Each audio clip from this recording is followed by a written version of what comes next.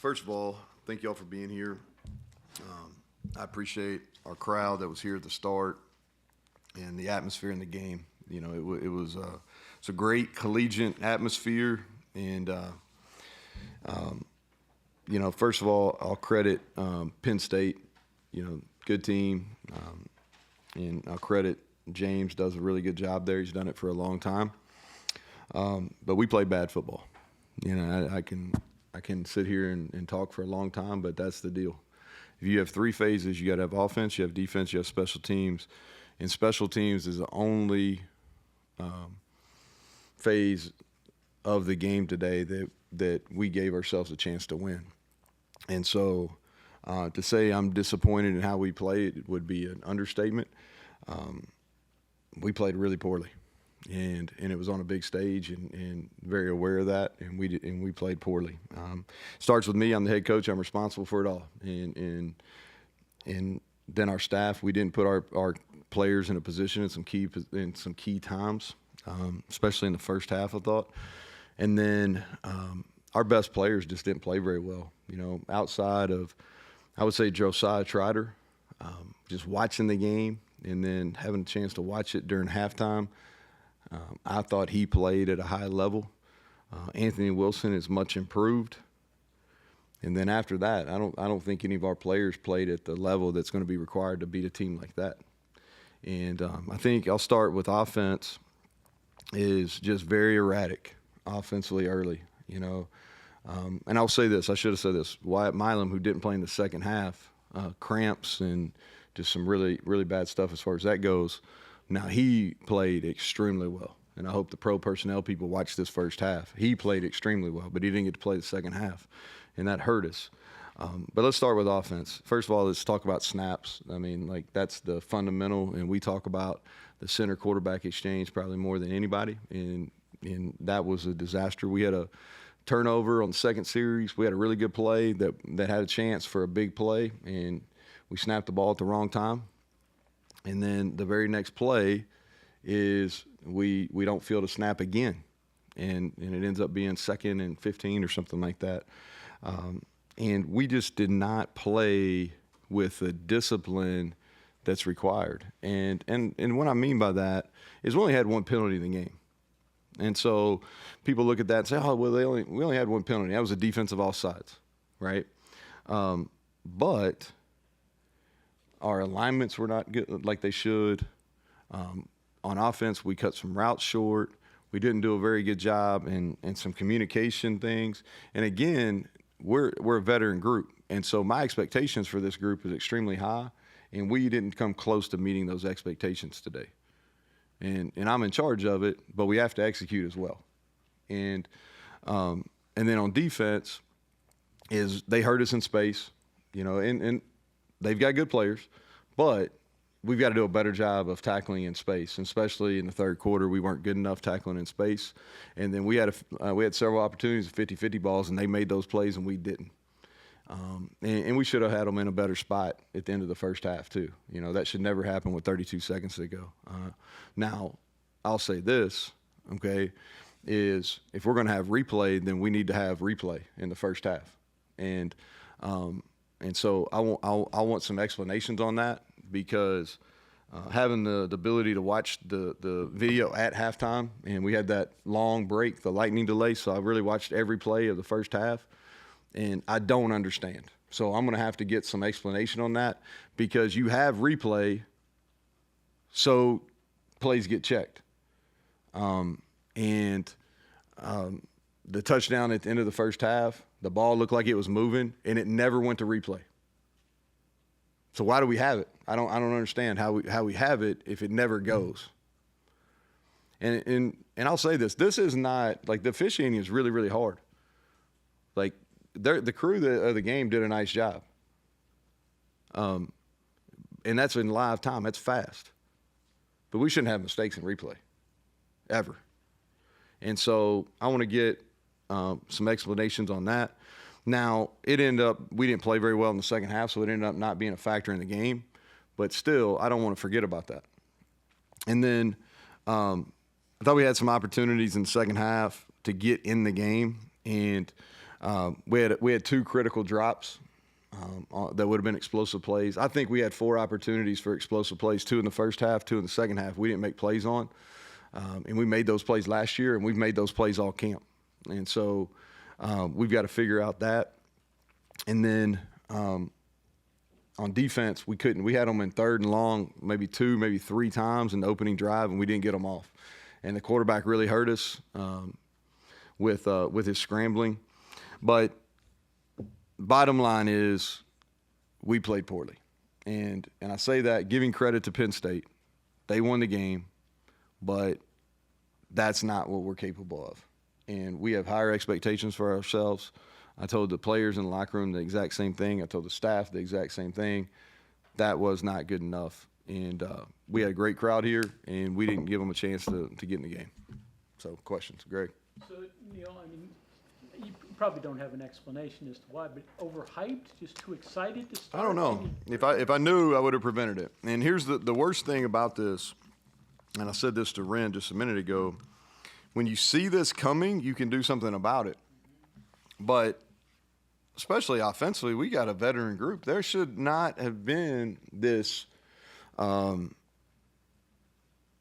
anxiety. There shouldn't have been this lack of execution. And there just was. We were anxious. We never got comfortable. And we didn't execute, And listen, they got 2 DNs that are not good players. They're great players, especially rushing the passer. Levin's a great pass rusher, all right? But with that being said, we didn't give ourselves a chance. They didn't necessarily beat us. We didn't give ourselves a chance. So, and again, it wasn't young players. It was people that have played a lot of football here. So we got to figure that out. Coach, on that drive right before half and really throughout the game, what did you see as far as your defensive backs judging the ball, maybe making mistakes? Yeah, not good enough. I thought it was offensive PI on the big play, and after watching on film, I think no question about it, it was offensive PI. Anytime you have 2 hands and you push it, Aubrey got into him first, but there was 2 hands extension, and that's the definition of offensive pass interference. But with that being said, Aubrey didn't play in his correct coverage lane. We were in a cover 2. That ball was complete on the seam, and we were in cover 2. That should never. That half field should never happen, and it was an unbalanced look.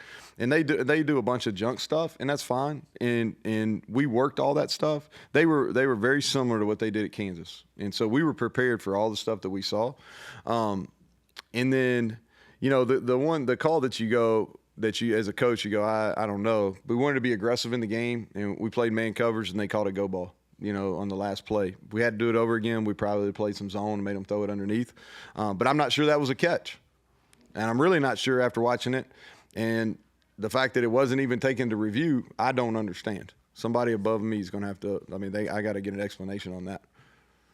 Is it serious for Wyatt? Nah, he locked up. We tried everything, and he could not. And it's disappointing because there's nobody on our football team that's more prepared.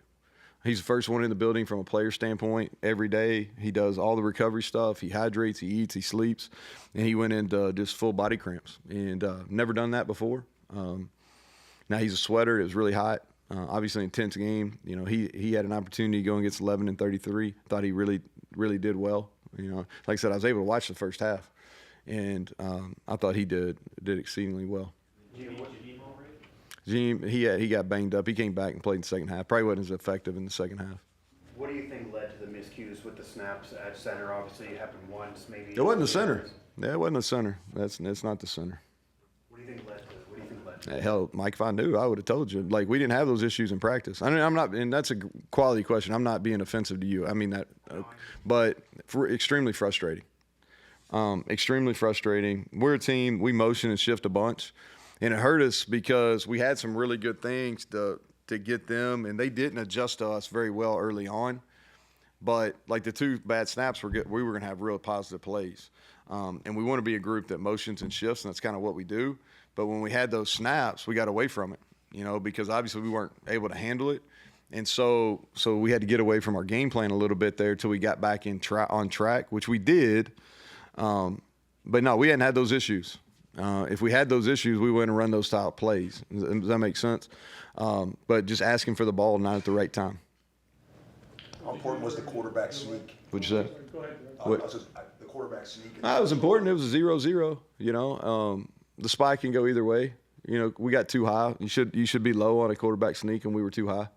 You know, we didn't have in the ownership on my end is we didn't have a good enough short yardage plan going in.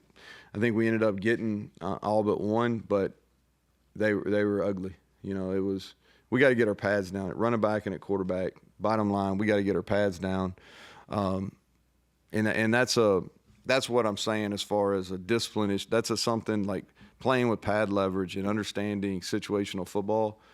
Like on a quarterback sneak, you should be really low, and you're really just taking it and getting pushed in a gap. And we've been ultra successful in those, and then we got beat at Baylor, and then we lost one today. Now, that spot, flip a coin. Flip a coin. You know, I could argue very, very strongly that we got that first down. And I could argue with it being on the replay. And I saw the exact same replay, and I could argue very, very strongly that was a first down. They marked it on the field short, and you're never going to get a quarterback sneak overturned on video replay.